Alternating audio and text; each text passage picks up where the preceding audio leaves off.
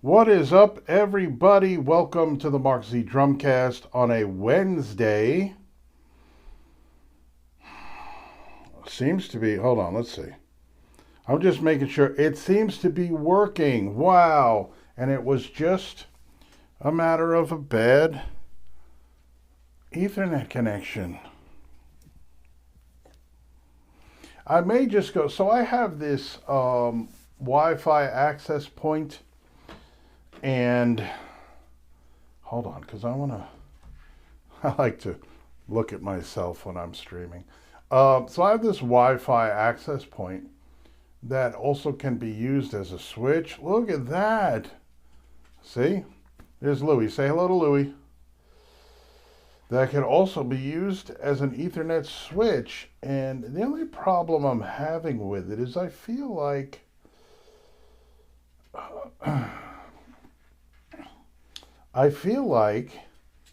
it's not exactly reliable. I feel like it does not stay connected all the time, things like that. So I may roll with this for a little while, see how it works. This is the first time it's actually worked properly. And I just had to reboot it. But anyway, what's up, everybody? This looks pretty good. And see, so I'm experimenting with different things too, because I might be able to go and stream on other platforms as well, using different things, but now I don't have to be connected. All right, so please, if anybody's in there in the chat, I'm going to hang out for a little while. Anybody wants to come in the chat and let me know how it looks. How does the stream look? How do we sound? The cache is okay. Everything looks good. It makes me very, very happy. Yeah, just jump on and say, hey, the quality's good. I'm digging it.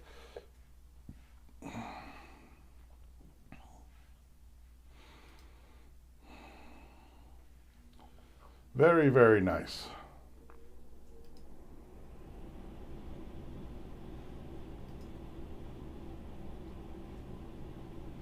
So it is, wow, it's almost 2 o'clock. It's almost 2 o'clock. And let me close this door. Whoa, you don't have to go. Come here. You leaving? I just want to close that door a little bit. All right. But you know what? I gotta rearrange stuff anyway. You're gonna see big changes here on the Mark Z Drumcast. First of all, I am your host, Mark Zapata. I am the owner and founder of Mark Z Drums. I've been teaching drums for about 12, 13 years. I've been playing drums since I'm 7 years old. You can do the math. My co-host is Louie. He will be in and out throughout the show. I wanted to jump on here and thank everybody that was joining me in the chat yesterday on Twitch. Had a really fun time hanging out with you guys, and I hope to see you again soon. YouTube, my peeps on YouTube, nothing changes. It's just that I'm going to be streaming to Twitch as well. All right, so let's see what's going on here. All right. Oh, yeah. Oh, yeah. Okay.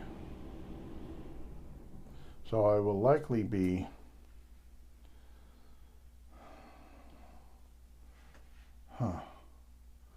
This is cool. Actually, so let me check one more thing. Because... See? Hang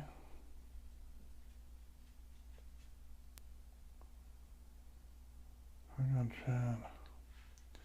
All right, so here's the only thing. Now, if I want to stream to multiple platforms right off the ATEM, which is working right now, then I have to monitor the chat on the sites, right?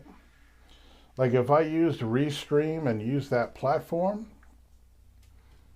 then I would be able to have all the chats aggregated into that one, on that one platform, which I guess is cool. We'll see how I want to do this. Okay, the chat room is here. All right. But I'll be looking at it over here too. All right. All right. So, this is going to be the topic of today. By the end of today's show, you will understand the fundamental differences in rehearsal versus practice and how important they both are.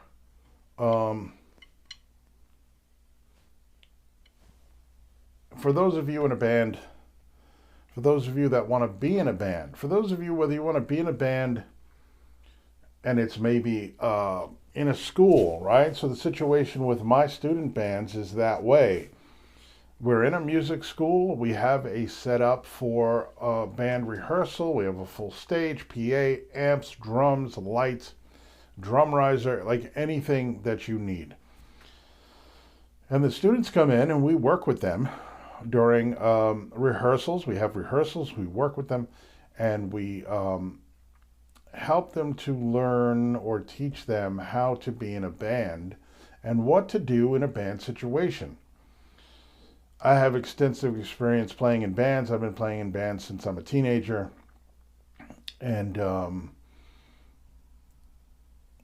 I've played a lot of shows. I've done a lot of rehearsals. I've done a lot of recordings. I've been in and out of bands and dealt with pretty much every situation that you could deal with while being in a band. So my experience, I bring a lot of experience to the table when I'm working with my students and we are working in a band situation. The issue that I seem to be running into now is that I feel like my students, obviously, we're from different generations, and when you have, hold on, we're all from different generations, and we all grew up differently. I never had, what's up, everybody? I've never had, growing up, a place that I can go to where other musicians my age are supplied for me, where I have a stage, a PA, a drum set, guitar amps, microphones, guitars, everything that I need, and I just go there once a week and I play music with people. I've never had that. It is a different situation altogether these days where these schools have arisen and popped up and over the last bunch of years, where they will not only give individual instrument lessons to individual students, but they will give group lessons in band development. And basically what we do is we teach kids how to prepare for a show. They learn cover songs. Sometimes we write our own music. And that's how it goes. So when you have a situation like that, there are a lot of other things that come into the picture, right? When it becomes a business, there are things that change, right? So obviously when I was coming up, I hooked up with some people that heard about me, that I played drums and that I was pretty good, wanted me to join their band.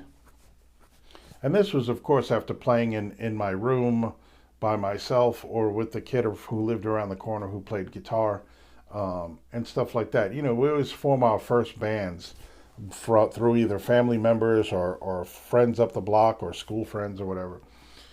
But after that, when I was actually playing gigs in my teens, getting paid and playing clubs and traveling and stuff like that, there was not a place like that for me to go to.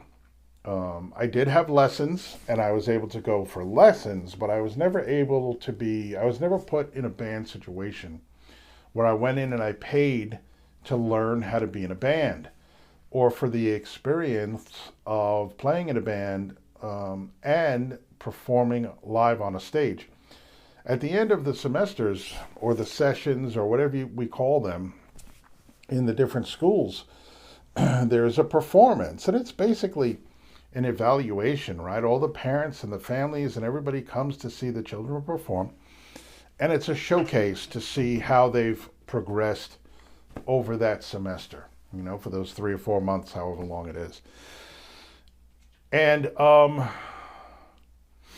so that's kind of like a showcase. And that gives the school the opportunity to show everybody, hey, this is what we do.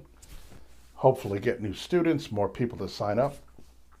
And this is what happens, and this is how your child has progressed with us here.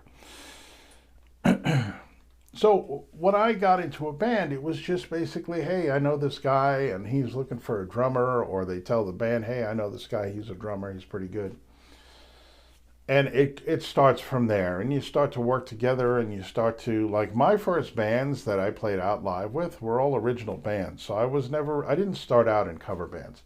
I've played in cover bands, I've been in cover bands. One of my significant bands did start out as a cover band because we had no material, but we had shows booked. We had people that wanted to see us play, or people that wanted to book us. So we had to put together a quick set of covers, and then we started to write our own music. So that was like, you just went out and you did it, and you just kind of proved yourself, and maybe different people saw you at different shows or whatever, or maybe people approached you, and like what happened to me, hey, we need a drummer and blah, blah, blah, blah, blah. And maybe I start working with another band as well. And it just goes from there.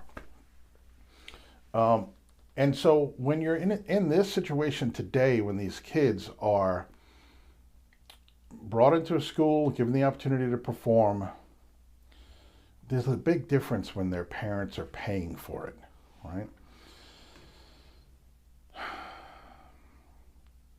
And this is where I see some potential pitfalls to this business model, right? Because you have parents paying for this experience, and then sometimes the kids will come across with this attitude like, well, my mother's paying for this, so, I can do what I want, or I don't have to show up, or, I don't have to learn the music, or I don't have to really participate, or I don't have to really put in the work.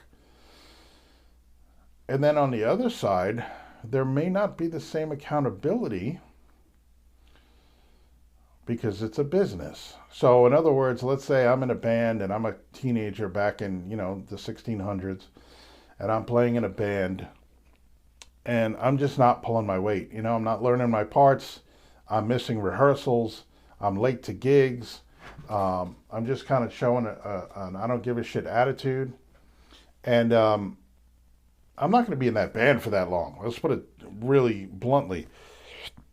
I'm not going to be in that band for too long, unless there's such an incredible shortage of drummers out there that, who else are you going to get, But that's usually not the case. So in that situation, I'd be gone, I'd be out of the band. And either I'd learn my lesson from that experience and be like, hey, you know what? I better get my shit together. I better, try harder. I better work harder. I better make more of an effort, right, in this situation. But it's not that way today, and I can't blame the kids because this is the environment they've grown up in. So this is kind of what they're used to. So it's not like a matter of, hey, you don't appreciate this, because this is what they know. They don't know the way I grew up and so many of us grew up, and they don't understand the opportunity that they have. It's just kind of taken for granted, which I guess is a normal thing. But I try to explain to them, I don't do the whole, back in my day, I walked up the hill to school both ways, and I had, newspapers on my feet, and I rode a bicycle with no wheels to school every day with my sister on my shoulder. Like, I'm not talking about that, but I just want to point out to them that, hey, this is an incredible opportunity that you have. You can come in and not only hang out with friends that you've made and make it like a social thing, but you can also improve your skills as a musician. And not only as an individual musician, but improve your skills as a musician that works with other musicians, which is a huge bonus to have. If you are getting a little bit older and you're starting to get out there in the real world and you're starting to make your own way in music, if you, at 13, 14 years old, maybe even younger, have had that experience of working with other musicians or working with a musical director or a band director. That's incredibly valuable. That's incredibly valuable experience for you to have at such a young age. And we have some young students out there who are already working with adults and in adult situations because they understand and they've been taught how to deal with those situations and what they need to do and what's expected of them. So the pitfalls, like I said, are that in some cases there is not really any accountability because the money speaks louder than what's going on in the group. You know, for example, let's say you have a member that's not showing up and not showing up and not showing up, but the check is being cashed every month or the credit card is being billed every month. You go to that person, that owner, and say, hey, you know, this student is not showing up. They're not, you know, they're really negatively impacting the band. Well, you know, they're paying for it. And if you have a situation where you cannot hold people accountable and responsible in that way because they're paying to be there, that changes the whole dynamic, in my opinion. And it just makes it more difficult to extract that performance, extract that level of commitment from a student. Some students have it, some students don't. I'm lucky enough to work with quite a few students who are very passionate about it and seem to really get it, like that this is a really cool opportunity and a really cool thing that they're able to do. I do have some students that really get it. But then if you throw one student into the mix that, for whatever reason, is not able to pull their weight in the band situation and it affects the entire band, drags the entire band down, that is a problem, you know. And at that age as well, 12, 13, 14 years old, you don't know what's going on in a child's life, you know. And especially, like, I've had kids, I've had boys, and when they reach that 13-year-old point, they change as people. It's kind of the way it is. So sometimes you have that happening when you're dealing with students in a student band. They reach a certain age and things change, or they're having issues, or whatever the case may be. So it's really one of those things that you have to navigate carefully. But when you add the component in that the parents are now paying for the kids to be able to participate, they start to feel like, well, if I don't feel like it, I don't have to participate. My mother's paying for it. It doesn't matter, right? So that's something to consider in, while it's an amazing opportunity for these young people today to be able to walk into a room and have everything provided for them and get a bit of a head start in music. I think that's an amazing thing. And I think it'll open a lot of doors for them because of that valuable experience that they get. And, you know, like myself and the other directors that I work with, we've all had a lot of experience in this area. So it's super, super beneficial. It's almost like going to, I guess, band camp or something like that. So maybe it has been around for a while. If I think back to that, whatever that story was, one time in band camp. So I guess maybe they have a band camp, but years and years ago. But anyway, my point is, when you are part of a band, when you are part of a group, it is very, very important for you to understand your role, for you to understand what's expected of you, and for you to do your part. Because, you know, you're only as good as your weakest link. Just like what I say with our hands. We can only play single strokes as fast as our slowest hand can play them. And then so we try to bring my left hand. We try to bring my left hand up to match the speed of my right so that the whole double stroke roll, right, both my hands are elevated by one getting better. So it's kind of like that in a band situation. If we can elevate the students that are kind of lagging behind and who may be negatively impacting the rest of the band, then we're really doing something. But it's not always easy. So just keep in mind, if you're out there directing bands, if you're working with students, there has to be a level of standard, right? And even if somebody is paying, let's say you have a band program, and the parents come in with the students and they say, well, we want to sign up for the band program. Okay, great. Here is a list of requirements. You need a certain percentage of attendance, right? So let's say to make it easy, there's 100 rehearsals. We need 95% attendance, which means that you could take 5 rehearsals out of 100 off. Things come up, things happen, we understand. But we're preventing it from becoming like a chronic thing. I don't feel like it. Oh, I didn't learn the music, so I'm not going to go tonight. We have to have a standard of attendance. We have to have a standard of participation. Okay.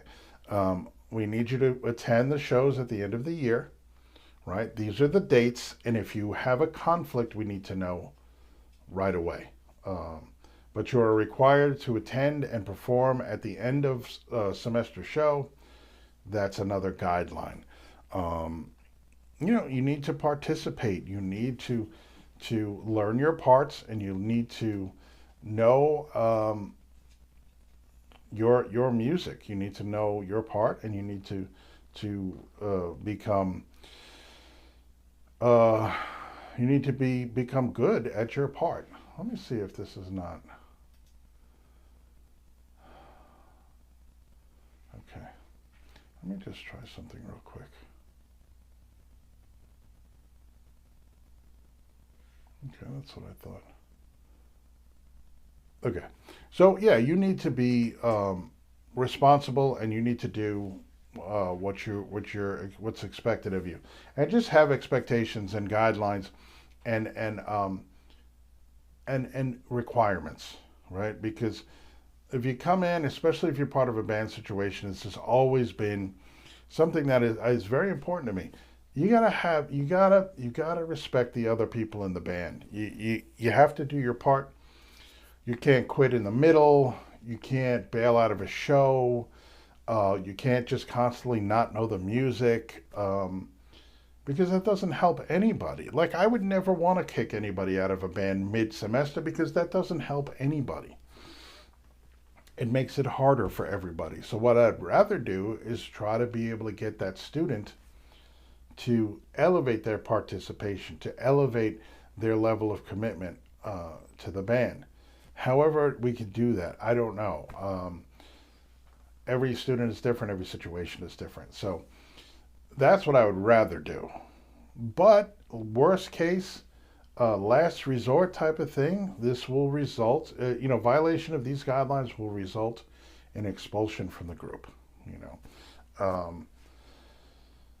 and then maybe hopefully you can find a replacement in another student or a director or somebody that can fill in just to finish out the season. Because these kids work hard, it's 3 or 4 months. They work hard on learning their music. And it's just not fair if one of them is not showing up, not pulling their weight. So anyway, this leads into what I wanted to talk about as far as rehearsal versus practice. Okay. There is a clear distinction between the two. Rehearsal is when a group of people to get together and they rehearse something, whether it's a play or in a band situation or the circus, whatever it is, wrestling, pro wrestling. I know it's real, but I'm saying, like, if they rehearse and go over what they're going to do and they try to get better at the performance as a whole, if you're in a band and you have 4 or 5 people or even more performing, it's important that everybody works together. It's important that everybody's on the same page. Excuse me. It's important that everybody's on the same page, and it's important that we have continuity, and that's built in rehearsal.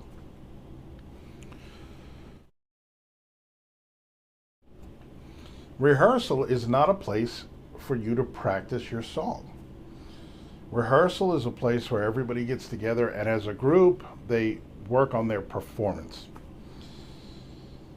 Practice is what you do at home to prepare yourself to be ready for rehearsal. All right? So In other words, 5 individuals are practicing at home individually their parts of the song. Once a week or however often they get together, and those 5 people rehearse as a group and play their individual parts as a group and put it together and make it sound like something cool. So there's a big difference. And rehearsal is not a place to learn the songs. Rehearsal is not a place to ask your bandmate to teach you the songs. Rehearsal is not a place to listen to the music because you haven't listened to it at home and you don't know what you're supposed to do. That's not what rehearsal is about. Practice prepares you for rehearsal. Rehearsal prepares you for the show at the end of the season, the session, the semester, whatever you call it. So practice at home. I'm about getting ready to do that myself. I have a show on Saturday and I have a bunch of songs that I need to refresh myself with. But yeah, that's the difference. I mean, you practice at home, you work on your technique at home, you work on your chops at home, you work on your understanding of the music that you're going to be performing and your part in it.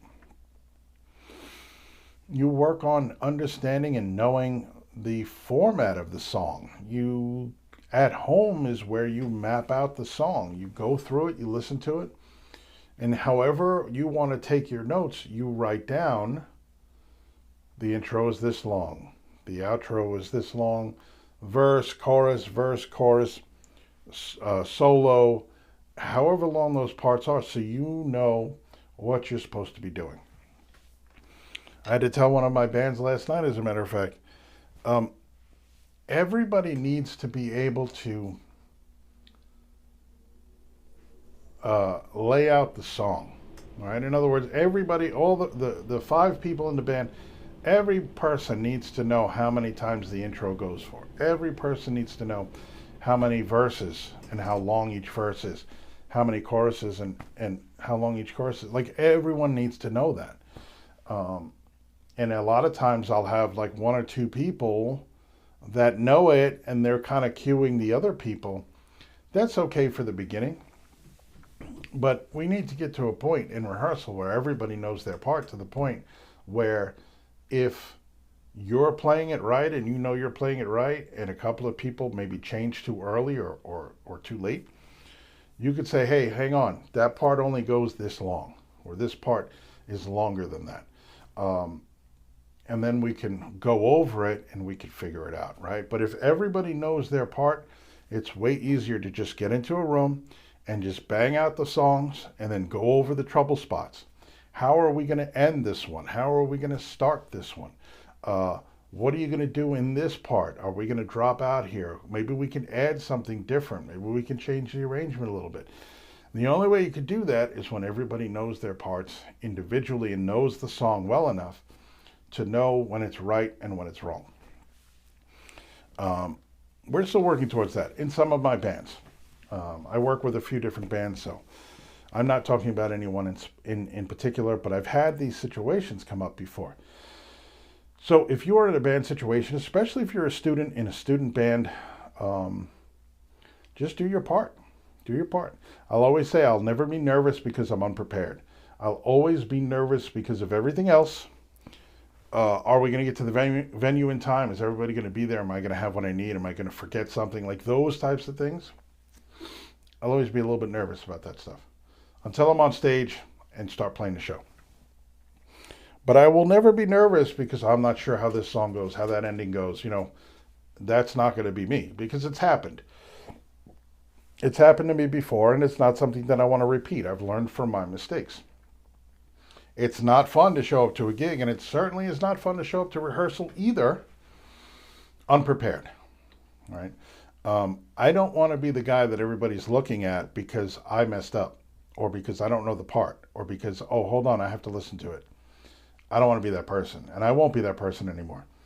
So think about that. Do yourself a favor. Don't be that person, right?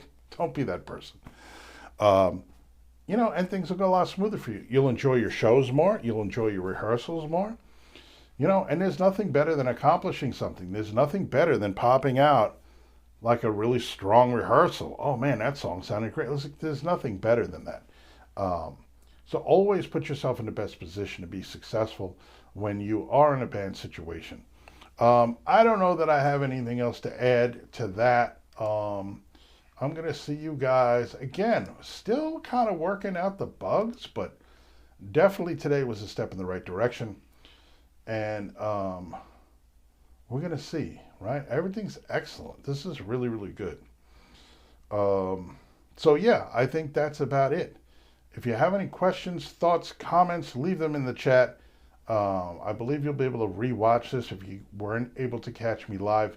Um, but yeah, hey, whoever's watching, hello to you. Good to see you. And I'm not going to say Happy New Year because it's past. That time is past. I said it the other day. I think I said it yesterday. If I haven't seen you, Happy New Year one time. That's it. Okay. Then we move on. We're already into this new year. It's January 3rd right now. We are well into this new year. In fact, the new year's almost over as far as I'm concerned. We got to get moving. We got to get working. Anyway, Mark Z Drums across all platforms. Mark Z Drums at Patreon. If you want to become a member, feel free. Your support is greatly appreciated. Me, I want